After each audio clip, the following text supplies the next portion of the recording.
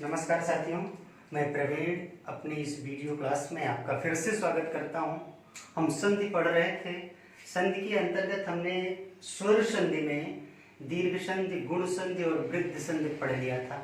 पिछली वीडियो में हमने कहा था कि यण और अयाद संधि हम पढ़ेंगे, तो आज हम उसी का अध्ययन करेंगे। अब यण संधि में देखेंगे, अभी तक जो हमने तीनों संधियां पढ़ी थी उनमें देखा था कि पहले क्या आ रहा था। भाई दीर्घ संधि में तो सारे स्वर जो पहले आ रहे थे वही बाद में आ रहे थे, लेकिन गुण और वृद्ध में हमने देखा था कि पहले अ या अ ही आ रहा था। आप पीछे जाके देखेंगे तो आपको समझ में आएगा कि पहले तो अ और आ ही रहा था, लेकिन यण संधि में क्या हमेशा ऐसा ही होगा कि अ और आ पहले आएगा।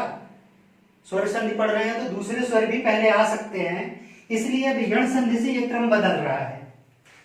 और क्रम बदल क्या रहा है आप देखें। आपने गुण संधि में पढ़ा था कि अ और अ के बाद ई उ री आए, यही पढ़ा था ना। तो जो ई और ई उ री बेचारा बाद में आया था गुण संधि में, उसके साथ अन्याय हुआ था। यण संधि ने उसको पहले रखा, उसके साथ न्याय किया और कहा कि यदि ई, और जब मैं ई कहता हूं तो आप मानिए कि छोटी और बड़ी कोई भी ह्रस्व या दीर्घ ई उ री, और मैंने आपसे बताया था कि री का प्रयोग वर्तमान में नहीं होता, इसलिए हम उसको छोड़ देते हैं। लेकिन परीक्षाओं में यण संधि के उदाहरण में कहीं कहीं आपसे री पूछ लिया जा रहा है, इसलिए हम उसको यहां लिखेंगे। ये भी हमारे स्वर की संस्कृत स्वर व्यवस्था में तो एक स्वर है ही है, यद्यपि आजकल की हिंदी में हम इसका प्रयोग नहीं करते, इसलिए हम गणना भी नहीं करते। तो यदि ई उ और रील री के बाद कोई भी, इनके बाद कोई भी असमान स्वर,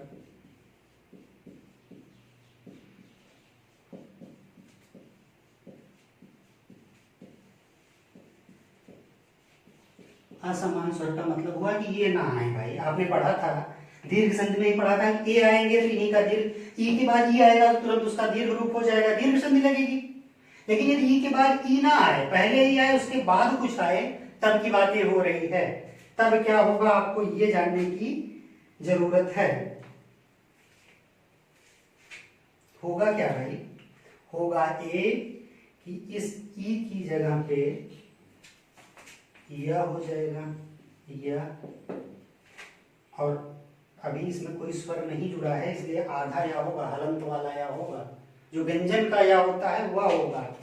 और इसी तरह ऊ के स्थान पर वह हो जाएगा, री के स्थान पे र हो जाएगा और री के स्थान पे ल हो जाएगा। बस इतना ही है कि यण संधि में अगर ह्रस्व या दीर्घ दोनों, उसके बाद ह्रस्व या दीर्घ ई उ री री, और उसके बाद कोई भी असमान स्वर आता है तो ई को या, ऊ को वा, री को र और री को ला लिख दिया जाता है, या दोनों के स्थान पर यही हो जाता है। इतना ही है, इसमें बहुत ज्यादा समझने और दिमाग लगाने की जरूरत नहीं है। हम कुछ उदाहरण से इसको और बेहतर समझेंगे। जैसे उदाहरण देखें, आपसे कहा जाए कि इति धन अर्थ। आपको मैं फिर से कह दे रहा हूं कि आप संधि ठीक से समझ लेंगे तो कितना भी भारी भरकम शब्द आए, अर्थात जिसमें कई अक्षर हो, या कोई बहुत कठिन शब्द आए, तो आप शब्दों से घबराइएगा नहीं, केवल अपने नियम का पालन कीजिएगा, संधि अपने आप हो जाएगी या उसका विच्छेद हो जाएगा, संधि पता चल जाएगी, बहुत परेशान होने की जरूरत नहीं होगी। तो आप इसमें भी नियम लगाइए, और नियम देखिए, इसता के साथ छोटी ई मिली है, हम आप जान रहे हैं, और ये आधाता यहां है। अब आप इसको जोड़िए, और ए वाला ई तो भाई बचा ही है, ये तो कहीं नहीं गया ना, इति का ई। अब इसकी आप जब संधि करेंगे, इसमें अपना नियम लगाएंगे, लिखेंगे ई, ये इतना आधा बचा था, इसके बाद या हो गया है भाई, तो ये कोई स्वर तो है नहीं किस ता के साथ जुड़ेगा। आपने पढ़ा है कि व्यंजन के साथ स्वर जुड़ते हैं तो पूर्ण होता है। तो ता और या तो आपने संयुक्त व्यंजन में भी नहीं पढ़ा है, अर्थात ये जुड़ेंगे नहीं, तो ये ता ज्यों का त्यों आधा लिखा जाएगा।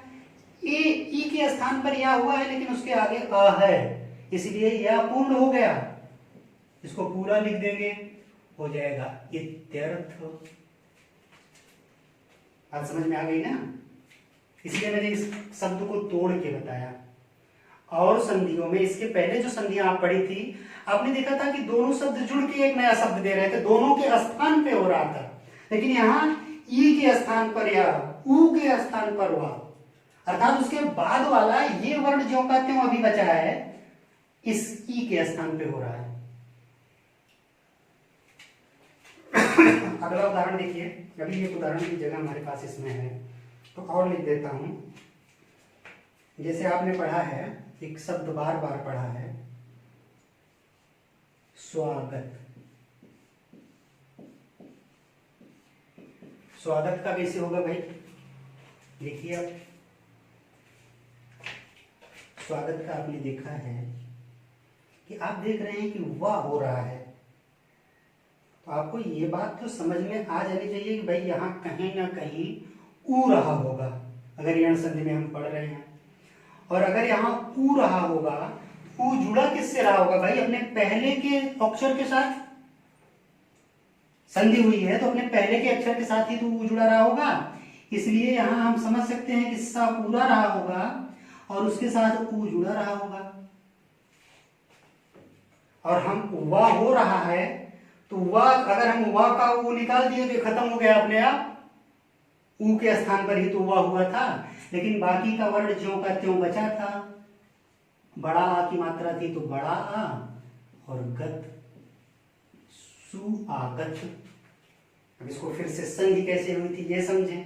आपने संधि विच्छेद किया इसका कि वह दिखा तो हम मान लिए कि हाँ ऊ रहा होगा। अब हमने स के साथ ऊ लगाने का प्रयास किया। हाँ, ये बात आपकी समझ में थोड़ी सी दिक्कत हो सकती है कि हम छोटा ऊ लगाएं कि बड़ा ऊ लगाएं। तो हम एक बार, अगर हम नए हैं तो दोनों लगा के चेक कर लेंगे भाई किससे संधि बन रही है, किससे शब्द बन रहा है। और अगर पुराने हैं, लगातार मैं कह रहा हूं कि आप अभ्यास से जानेंगे, तो अगर आपने अभ्यास लगातार कर लिया तो आपको जानने की जरूरत ही नहीं है कि कहाँ गलत कहाँ सही। अब आप देखिए सुआगत के साथ क्या हुआ होगा।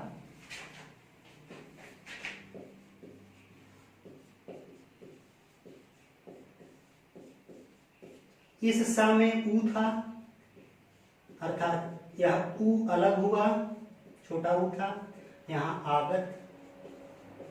और हमने पढ़ा है कि ऊ की जगह पे वा हो जाता है, तो ऊ की जगह पे हमने वा किया, आधा वा हुआ, और ये आगत बड़ा है, अर्थात वा में बड़ा आ की मात्रा लगेगी। सा आधा हो गया क्योंकि उससे ऊ अलग हो गया तो आधा ही बचा था, स्वागत। ऐसे अब एक उदाहरण हम और चाहें तो समझ लें, री वाला।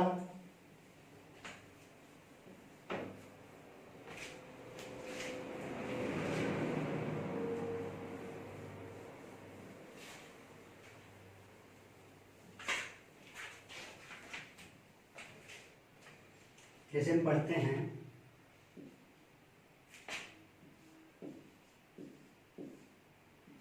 पितृ धन आदेश। आप देखें इसको, यहाँ री है, इस री को वैधता से हम अलग करेंगे तो ता तो आधा बचेगा।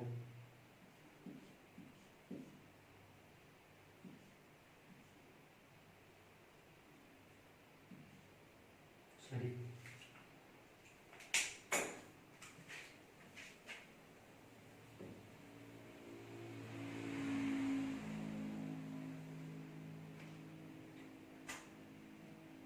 हम इस ता से री को अलग करेंगे तो आधा ता हो गया, री हो गया, बात खत्म।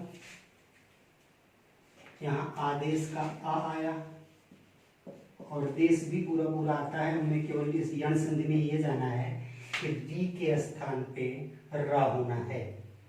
बाद के अक्षर जो के त्यों ही लिखे जाते हैं संधि में, हमने बार बार पढ़ा है।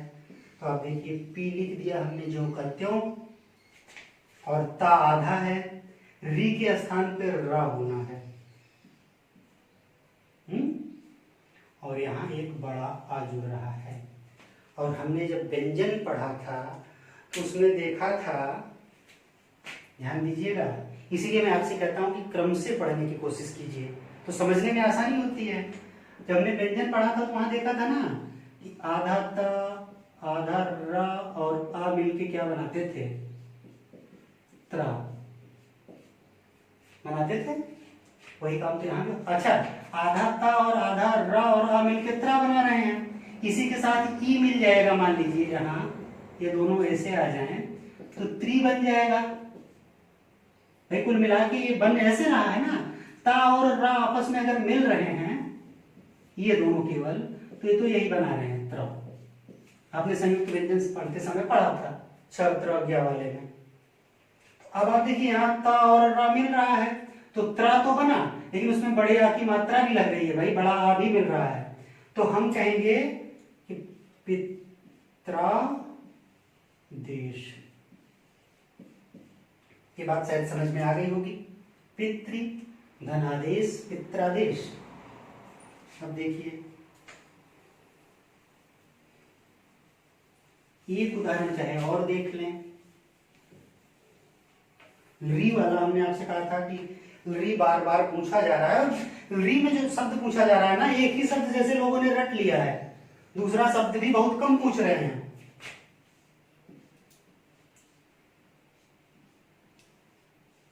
लाकृति, आपने यहां री देखी तो आपको ये बात तो समझ में आ जानी चाहिए कि भाई ये कहीं ना कहीं र के रूप में रही होगी या री के रूप में है, यण संधि हो सकती है। तो अब कैसे करेंगे, इसका संधि विक्षेप करना है तो हम कैसे करेंगे, हम जान लेंगे कि ये री को रा हुआ है। तो कैसे हुआ है देखें, री धन आकृति,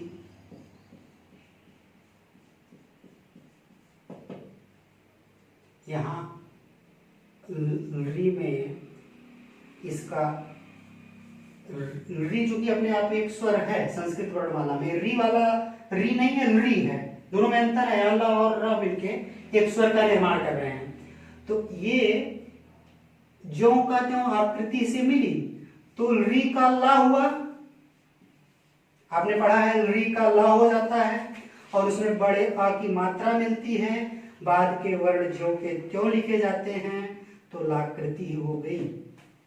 ठीक, एक शब्द यण संधि में मैं अपने आप को रोक नहीं पा रहा हूं बताने से, क्योंकि वह शब्द कई बार परीक्षाओं में पूछा गया और कुछ लोगों ने ऐसा उसका विश्लेषण किया है।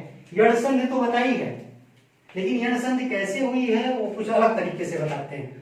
तो आप उस शब्द को देख लीजिए। यद्यपि मैं चाह रहा था कि प्रश्नमाला में आपको दूं, लेकिन यही देख लीजिए। अन्वीक्षण, आपने वह देखते ही आपका दिमाग एक बार तो जाना चाहिए कि भाई हो सकता है यण संधि हो। अब कैसे होगी, आपने ये भी देखा कि ना आधा बचा है, ना आधा बचा है तो अर्थात ऊ को वा होता है, अर्थात वा की जगह ऊ रहा होगा, और अगर ऊ रहा होगा तो वह आधे ना से ही जुड़ा रहा होगा, तभी तो हुआ है ऊ को वा। तो आपको इतना दिमाग में तुरंत आ जाना चाहिए कि इस आ के साथ आधा ना जो था ना, इसके साथ वा हुआ है तो यहां ऊ जुड़ा रहा होगा, तो छोटा ऊ।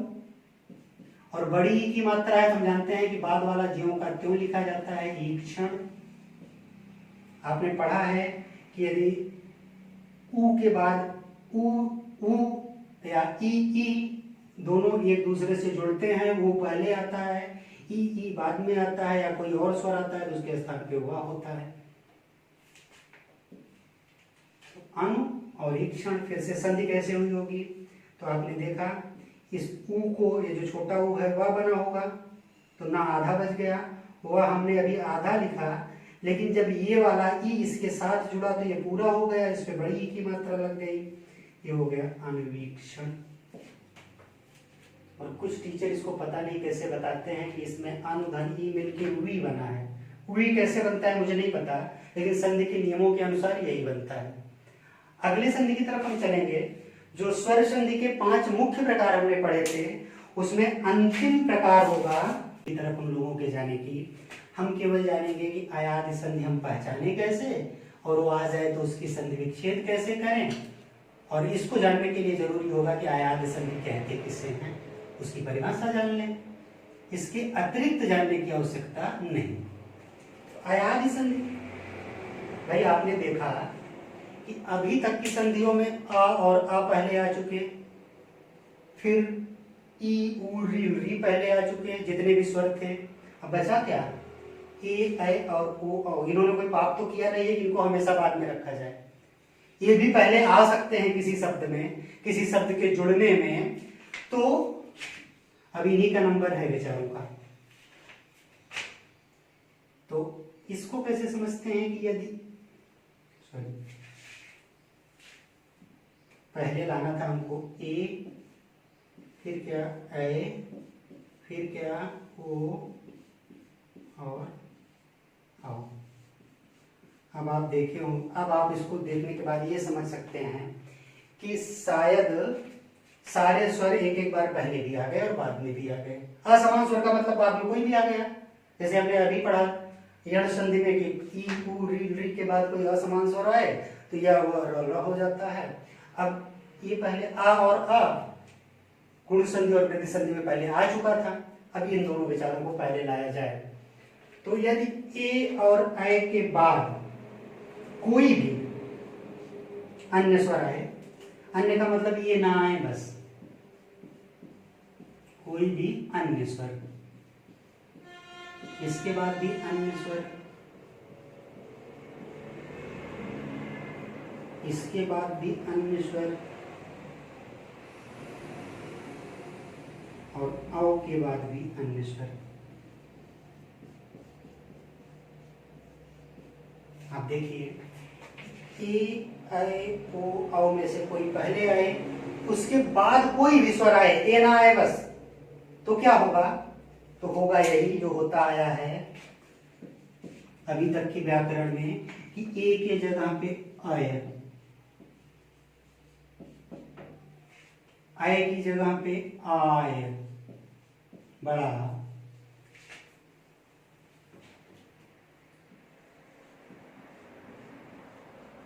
आय, ओ की जगह पे अव,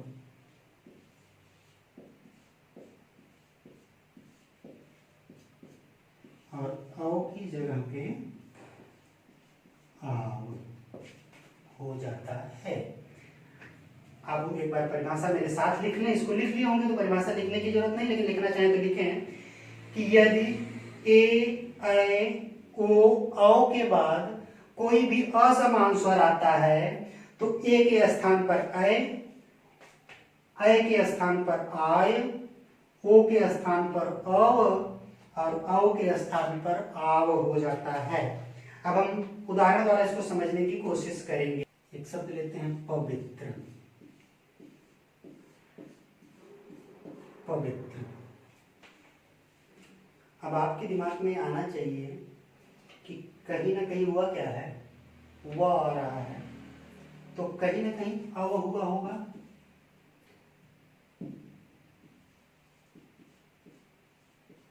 या तो यण संधि की तरफ आपका दिमाग जाएगा या आयात संधि की तरफ जाएगा। आप इसलिए पहले संधि विच्छेद, दोनों नियमों के अनुसार संधि विच्छेद कर लेंगे।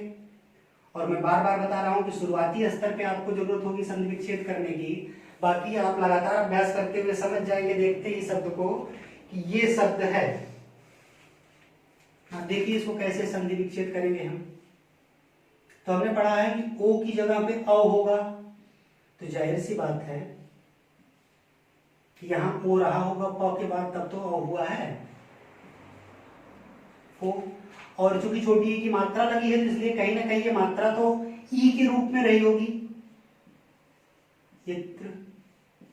अब हुआ क्या भाई, आप इस शब्द को अलग करेंगे तो ये ऐसे हो जाएगा, ओ के स्थान पे आपने पढ़ा है कि अव पढ़ा है और इत्र। अब देखिए, अब जब ए वाला अ इस प से मिला तो ये, अब यहाँ नीचे लिख देता हूँ। आप देखिए, जब ए वाला प इस अ से मिला तो ये अपने आप में पूरा हो गया। बेचारा हुआ आधा बचा था, लेकिन इस पे इस ई ने कृपा कर दिया तो इस पर भी छोटी ई की मात्रा लग गई, ये भी पूरा हो गया। ज्यों का त्यों, तो पवित्र हो गया कि नहीं।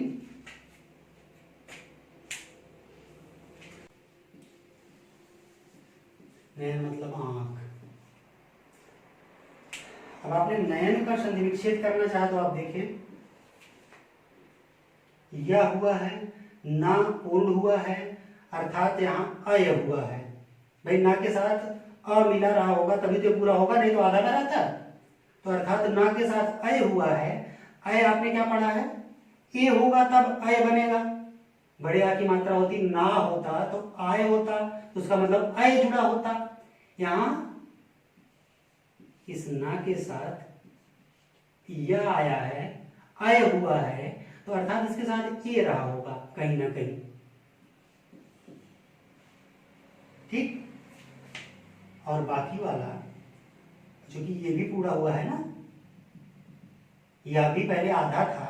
हम पढ़ते हैं कि अयाद में अ हो जाता है, अय होता है, तो अय का यह भी तो आधा होगा ना, तो ये भी पूरा हुआ है, तो अर्थात अन। अब आप देखें कैसे हुआ होगा। अर्थात अगर इसको ऐसे लिखना चाहें तो ने धन अन। इस ए के, अब इसको आप समझिए, इसको समझने के लिए हमने लिखा था, इसको हटा दीजिए। फिर कैसे हुआ देखिए, ने धन अन, इसमें से ए और उसके बाद एक असमान स्वर आ रहा है अ। आपने पढ़ा है कि ए के बाद कोई असमान स्वर आए तो अय हो जाता है। ये ना, इस ए के निकलने के बाद आधा बचा था, लेकिन ए अ इससे जुड़ा तो ये ना हो गया। या था, या आधा बचा था, लेकिन उसके बाद ए आ बच रहा है, तो ये भी पूरा हो गया। नयन। बात समझ में आई। गायक, इसमें आपको स्पष्ट उच्चारण से ही बोल रहा है, आय हुआ है, बड़ा अ आ रहा है, बड़ा अ के साथ यह आ रहा है भाई। तो इसीलिए हम एक बात जान गए कि बड़ा आ के साथ का मतलब कि वहां कहीं आय रहा होगा, तो गए। और यह पूरा हुआ है तो इसके पीछे आ लगा है, तो अक। गायक। अपनी बात समझिए, और समझने के लिए और ज्यादा इसको खोल लेते हैं। तो ग ऐसे होगा, यहाँ अय की मात्रा लगी है तो मतलब ये अय है प्लस अक। आपने पढ़ा है कि ए और अय के बाद अगर आ या कोई भी असमान स्वर आता है तो इसके स्थान पे आय होता है। अय के बाद आय हुआ, तो इस ग के स्थान पे आय हुआ है, तो बड़ा अ है, तो ग पे बड़ा आ की मात्रा लग गई।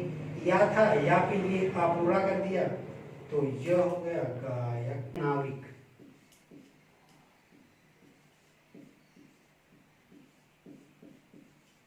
ना, नाविक, तो हम बड़े आ की मात्रा देख रहे हैं इसलिए, और इधर वह दिख रहा है, तो हमको कि एक बात साधारण सी समझ में आ जानी चाहिए थी कि यहाँ आओ हुआ है।